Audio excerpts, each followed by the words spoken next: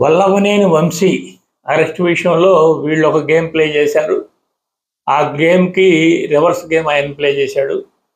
Telugu Desam party office మీద దాడి చేసిన కేసులో అదే సమయానికి అక్కడున్న ఒక కుర్రవాడు సత్యవర్ధన్ అనే కుర్రవాడు తను చూశాడు అని తను కంప్లెయింట్ ఇచ్చాడు. అందుకే అతన్ని అరెస్ట్ చేస్తున్నామని చెప్పేసి వీళ్ళు పెట్టిన దానికి అదే కుర్రవాడిని సహాయంతో వీళ్ళు రివర్స్ గేమ్ ప్లే చేశారు. రివర్స్ గేమ్ 164 స్టేట్మెంట్ అనేది జడ్జి ముందు ఇప్పించారు. ఆ తర్వాత వాళ్ళు మళ్ళీ రివర్స్ గేమ్ ప్లే చేశారు. 160 ఆ కుర్రవాడిని వీళ్ళు కిడ్నాప్ చేసి బెదిరించి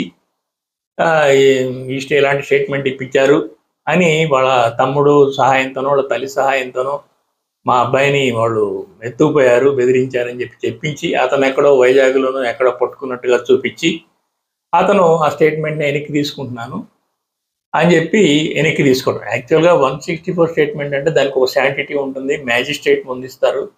జడ్జి గారు నీకు ఎలాంటి భయాలు అక్కర్లేదు, మొత్తం నేనున్నాను, ఇది కోర్టు పరిరక్షణలో చెప్పేది నిర్భయంగా చెప్పంటాడు. అది నిర్భయంగా చెప్పిన స్టేట్మెంటే. అయితే ఆ స్టేట్మెంట్కే శాంటిటీ లేని పరిస్థితి కొత్తగా ఉంది ఇది. ఇప్పుడు మళ్ళీ ఆ కుర్రవాడే నన్ను బెదిరించారు కానీ నేను స్టేట్మెంట్ ఇచ్చానన్నాడు.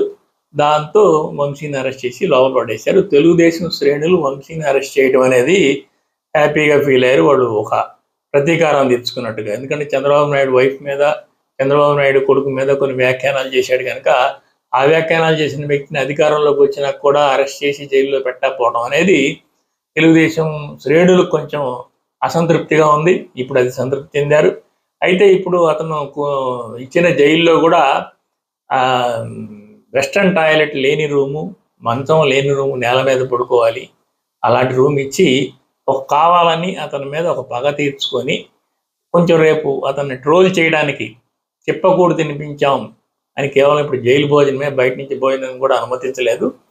ఇది జరిగింది. ఇది ఒక రకంగా కక్ష సాధింపు చర్య అని వీళ్ళు అంటున్నారు. అసలు కక్ష సాధింపు చర్య అయితే ఏంటి అని వాళ్ళు డైరెక్ట్గానే టీవీ డిస్కషన్స్లో వాళ్ళు చెప్తున్నారు.